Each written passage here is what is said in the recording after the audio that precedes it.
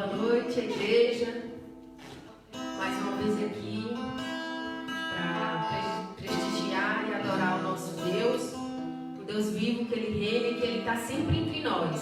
Ele sabe das nossas necessidades, Ele sabe das nossas fragilidades, Ele sabe do que nós precisamos no decorrer do dia e de tudo que nós precisamos na nossa família, na nossa saúde, na nossa área do trabalho. Ele sonda, Ele sabe o nosso coração. Então, a única coisa que eu venho pedir é que vocês fechem os olhos e entreguem realmente esse momento de adoração ao Senhor.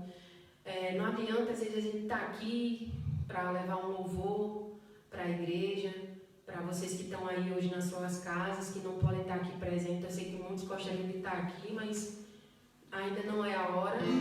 Mas entregue o seu coração de verdade, junto com nós aqui, com a gente. Adora o Senhor, Ele é digno, Ele recebe uma alegria imensa quando você canta. Feche seus olhos, se não sabe, escute, deixe que o Espírito Santo de Deus entre no seu coração.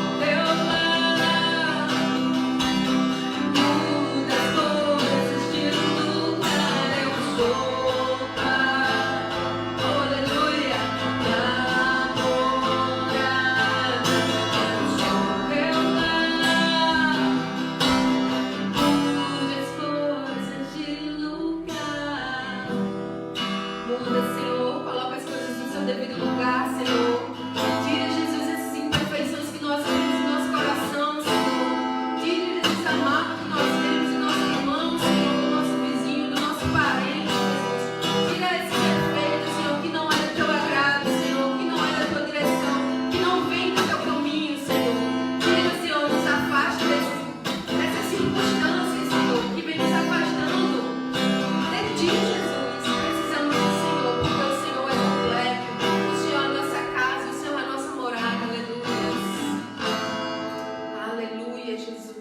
Reina sobre nossas vidas, Senhor.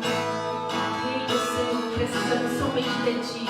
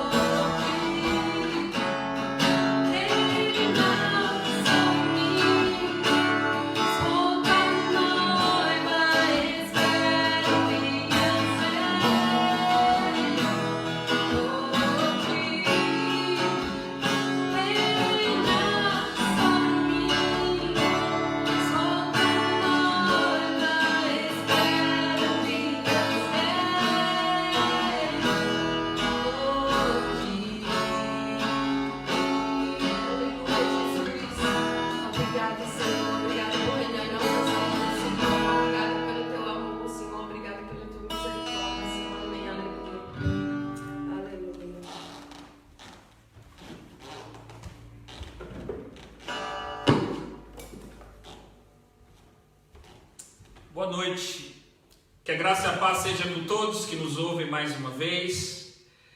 Eu quero hoje meditar com os irmãos mais uma vez sobre os frutos espirituais, sobre a necessidade de produzir frutos para a glória de Deus. E no Evangelho de João, capítulo 15, palavras de Jesus trazem para nós aquilo que é muito importante para a nossa vida, para o propósito de vida como igreja e para aquilo que nós precisamos ser neste tempo em que vivemos. No capítulo 15 do Evangelho de João, Jesus disse: Eu sou a videira verdadeira, o meu pai é o agricultor. E todo ramo que estando em mim não der fruto, ele corta. E todo o que dá fruto, limpa, para que produza mais fruto ainda. Vós já estáis limpos pela palavra que vos tenho falado. Permanecei em mim, e eu permanecerei em vós. Como não pode o ramo produzir fruto de si mesmo, se não permanecer na videira, assim nem vós o podeis dar, se não permanecerdes em mim. A seguir este capítulo, no verso 12, Jesus disse assim: o meu mandamento é este, que vos ameis uns aos outros, assim como eu vos amei. A minha palavra hoje para nós é sobre o fruto, a frutificação espiritual, a necessidade de cada um de nós cristãos produzirmos os frutos espirituais que o Senhor espera que nós produzíssemos. Para nós que estamos vivendo hoje aqui em Portugal o tempo da primavera, temos visto as árvores frutificando, temos visto as flores brotando, temos visto os frutos aparecendo. E nesse tempo de fruto, de frutificação, cabe a nós pensarmos sobre a nossa vida espiritual. Quando João Batista pregava no deserto, João pregava dizendo: produzi, pois, frutos dignos de arrependimento. Aqueles frutos dignos de arrependimento eram frutos esperados na vida daqueles que haviam ouvido a mensagem do Evangelho e estavam mudando de vida, de ações e de atitudes. Aqui Jesus fala que o fruto, ele está ligado à videira, ou aquele que está ligado em Cristo, ele produzirá frutos para a glória de Deus. E Jesus define qual é o fruto do qual ele espera que os discípulos dele produzam. E qual é o fruto? Ele diz lá: o meu mandamento, que vos ameis uns aos outros. Portanto, o fruto espiritual tem a ver com caráter. Quando nós lemos Gálatas capítulo 5, verso 22, ele fala sobre o fruto do Espírito. E no fruto do Espírito há várias características. Ou seja, é como imaginássemos um cacho de uva, onde nele existe vários frutos ligados a um só cacho. Ou seja, o fruto da uva. É nesse sentido que Deus espera que nós cristãos produzíssemos ou reproduzíssemos o caráter de Cristo Jesus, ou o próprio caráter de Deus aqui no mundo. Ou seja, isso é o estado de maturação e de maturidade espiritual para cada um de nós. Quando eu penso sobre isso, eu vejo duas coisas importantes. A primeira dela, estar ligado à videira. Estar ligado à videira fala de comunhão. E a segunda coisa é produzir fruto. Produzir fruto tem muito a ver com servir a Deus no mundo. Eu quero destacar duas coisas importantes para nós. A primeira delas é a necessidade de uma vida de comunhão. Toda igreja, ela tem que ter um DNA. Ela precisa ter uma característica própria. Ela precisa ter algo que a identifica. E quando eu falo a igreja, eu não falo aqui, para o momento, a igreja institucional, mas eu falo a igreja, nós, o corpo de Cristo aqui no mundo. Eu falo para cada um de nós que pertence a esta igreja institucional, mas nós que somos o corpo de Cristo, somos a comunidade dos irmãos, somos aqueles que estamos unidos, nós precisamos manter a nossa comunhão, a nossa koinonia com Cristo Jesus, com a sua palavra, com o seu evangelho. Nós precisamos nos alimentar de Cristo, nós precisamos nos nutrir na vida espiritual com Cristo, e depois nós precisamos servir a Cristo no mundo. As duas coisas estão ligadas. Por quê? Porque o serviço da igreja no mundo, ou o serviço da igreja para o mundo, está relacionado com a sua comunhão com Deus. No livro de Isaías, capítulo 61, versículo 1, está escrito: o Espírito do Senhor Deus está sobre mim, e o Espírito do Senhor Deus me ungiu para pregar o Evangelho, pregar as boas novas. Note uma coisa, o resultado da pregação era a comunhão. Comunhão produz em nós o fruto da capacitação para a pregação, da proclamação do Evangelho. Este é o DNA da igreja. Nós fomos gerados por Deus com esta característica de ser uma igreja que vive em plena comunhão. Estamos ligados na videira, e ligados na videira podemos produzir frutos. Ele diz aqui: permanecei em mim, e eu permanecerei em vós. Como não pode o ramo produzir fruto de si mesmo, se não permanecerdes à videira, assim nem vós podeis dar frutos algum. Jesus ainda disse algo interessante no versículo 5, ele disse: sem mim nada podeis fazer. Eu me refiro hoje a um tempo em que vivemos praticamente aqui, no contexto em Portugal, de pós-pandemia. Pela misericórdia de Deus, nós estamos vivendo um tempo em que em breve nós voltaremos, quem sabe no próximo mês já, para os cultos presenciais. Claro, observando as restrições, observando as orientações do Ministério da Saúde, dos especialistas, mas nós estamos vivendo um tempo de pós-pandemia, e eu vejo que o mundo está vivendo essa situação de dor.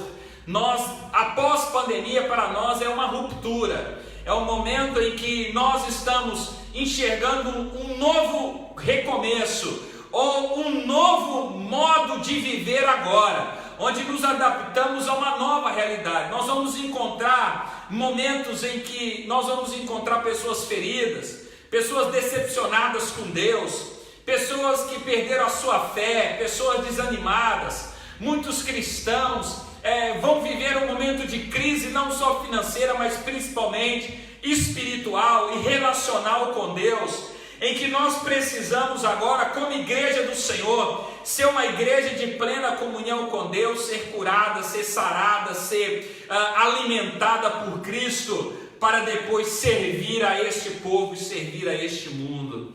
Nós vamos encontrar não somente uma crise do ponto de vista material, mas uma crise do ponto de vista espiritual. Eu creio no meu coração que, de certa forma, este momento de pandemia fará com que a nossa igreja ela começará a receber um número muito maior de pessoas. Pós-pandemia, os nossos templos, melhor dizendo, não igreja, mas os nossos templos receberão um número maior de pessoas. Isso por quê? Porque nós observamos no decorrer da história que tragédias, elas cooperam para a religião. As tragédias, elas na verdade são um instrumento nas mãos de Deus para fazer o homem se voltar para Deus. É no momento das grandes crises, pós-Segunda Guerra Mundial, nos momentos em que países saíram de guerra, saíram de conflitos, que nós vimos um crescimento numérico e uma grande colheita de almas. E nós precisamos estar preparados para receber essas pessoas. Nós precisamos estar preparados para receber uma grande colheita de almas após esta pandemia. E para isto, 2 conselhos eu dou. O primeiro mantenha a sua comunhão com Deus, porque comunhão vai gerar em nós as obras, ou os frutos, ou o serviço. Jesus está dizendo que esse amor do qual Ele espera é esse amor que tem que estar presente no meio da igreja, no meio desta comunidade de irmãos. Esse amor de Deus é o fruto que tem que permanecer em nós, está em nós. Jesus disse: como eu vos amei, amai-vos uns aos outros. Ninguém tem maior amor do que esse, de dar a alguém a própria vida em favor dos seus amigos.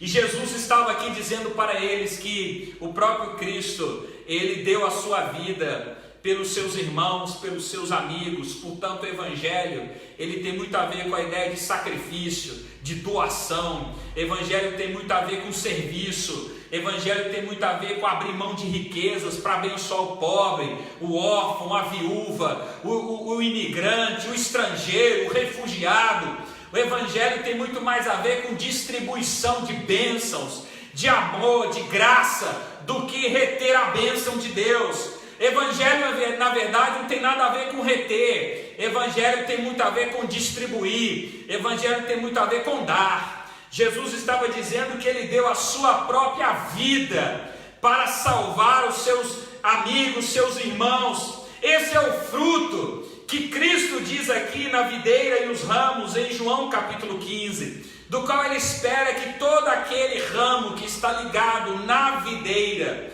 que recebe a seiva, que recebe o alimento, que recebe os nutrientes, que é bem nutrido em Cristo, na sua palavra e no seu evangelho, ele vai começar a produzir esses frutos. E esse fruto é exatamente a semelhança daquela árvore que ele se alimentou, ou seja, nós cristãos ligados em Deus, o nosso Pai, nós vamos reproduzir o caráter de Deus para o mundo.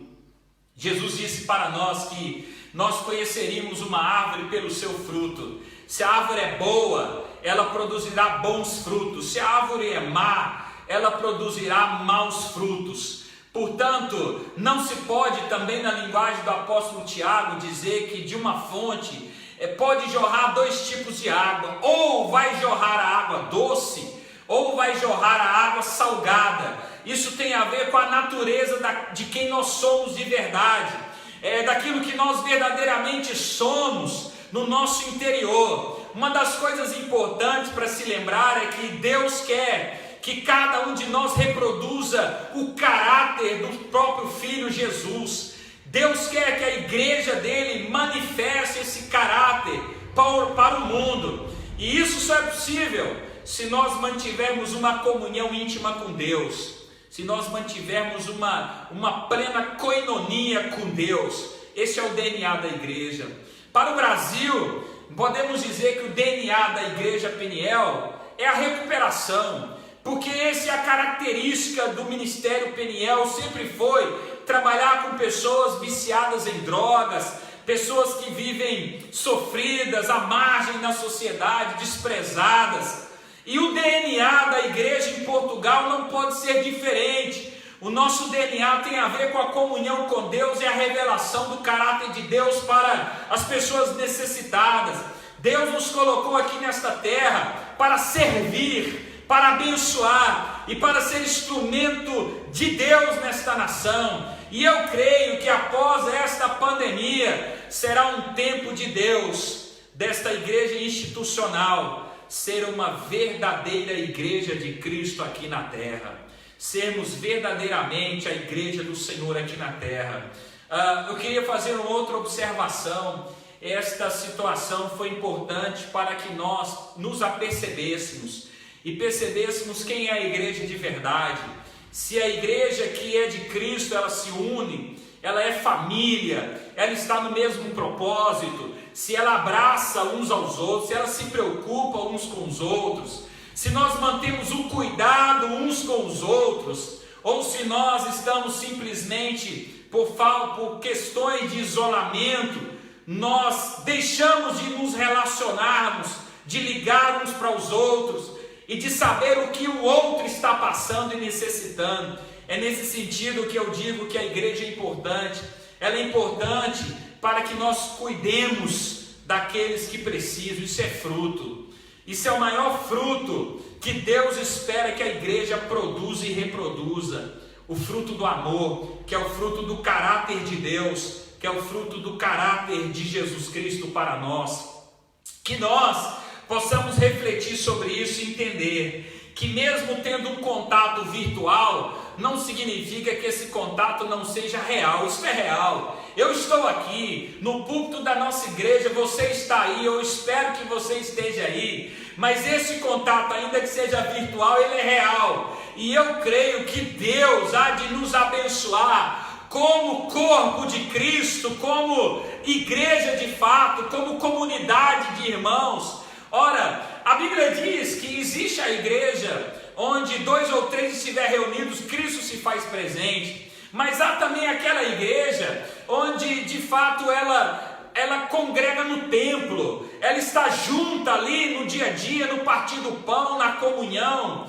E esta igreja, conforme Atos capítulo 2, ela extravasa os limites do templo, ela se torna uma igreja que se relaciona, que está unida, que está no propósito.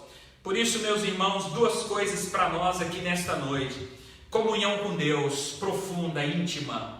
Segundo, serviço, que é fruto desse amor de Deus, que que nós possamos estar preparados para este momento, onde nós veremos todos os bancos da nossa igreja completos e nós precisaremos abrir espaço para receber pessoas e para acolher essas pessoas e para cuidar delas. O nosso desafio é que, como igreja do Senhor, nós não sejamos apenas uma igreja que retém, mas sejamos uma igreja que doa, uma igreja abençoadora, uma igreja missionária, uma igreja missional, uma igreja que recebe e abençoa todas aquelas pessoas que virão muitas vezes sofridas, decepcionadas, em crise, seja financeira, seja espiritual.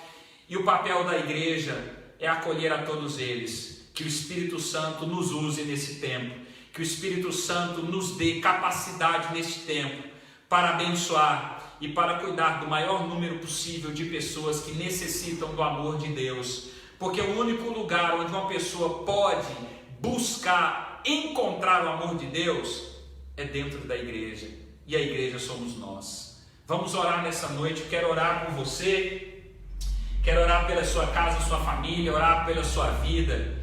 Vamos orar. Ó Deus, mais uma vez, Pai, nós clamamos a Ti. Nós oramos, Senhor, para que Tu abençoes a vida de todos os irmãos que nos ouvem. Abençoe aqueles que ouvirão a Tua palavra, Senhor. Que o Teu Espírito Santo toque em cada coração, Deus. Pai, que a Tua igreja jamais se afaste da comunhão plena e íntima contigo.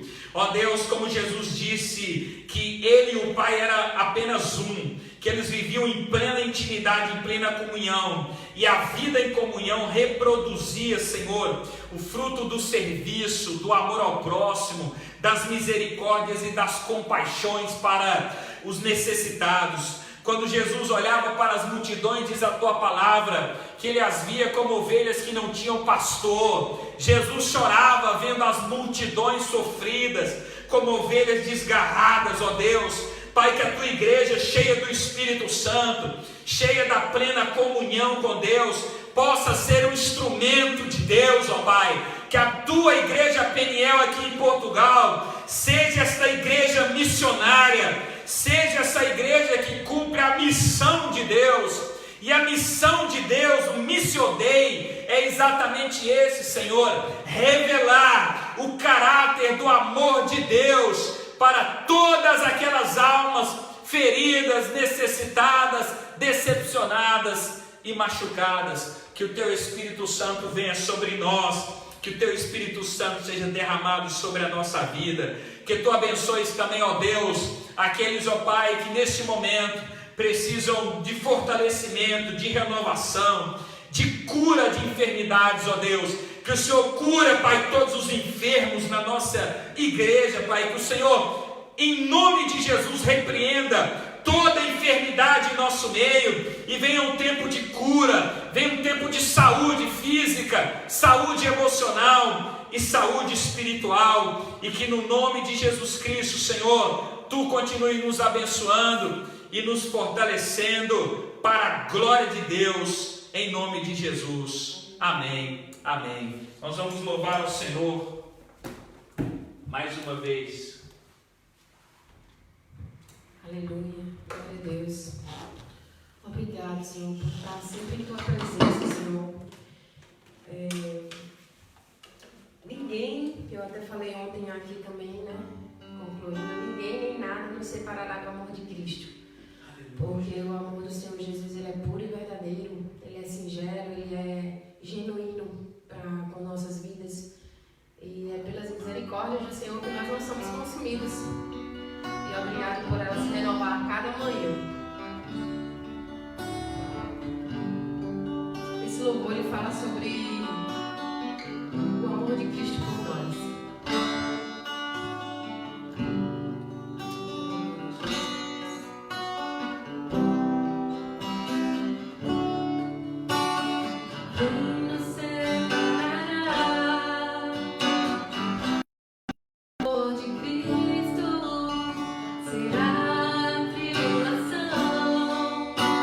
Angústia ou perseguição.